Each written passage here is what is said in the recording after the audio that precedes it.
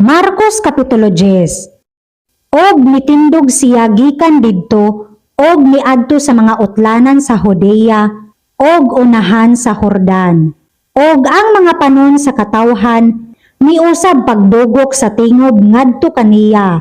Og ingon sa iyang nabatasan siya nagtudlo kanila pag-usab. Og may minduol kaniya nga mga Farisiyo og nangutana sa pagtintal kaniya. Uyon ba sa kasuguan nga ang usa ka bana magabiya sa iyang asawa? Og sa pagtubag niya miingon kanila, unsay gisugo kaninyo ni Moises? Og nanag-ingon sila, si Moises mitugot sa pagsulat og kaliguonan sa panagbulag og sa pagbiya kaniya. Apan si Jesus miingon kanila, tungod sa kagahi sa inyong kasing-kasing, iyang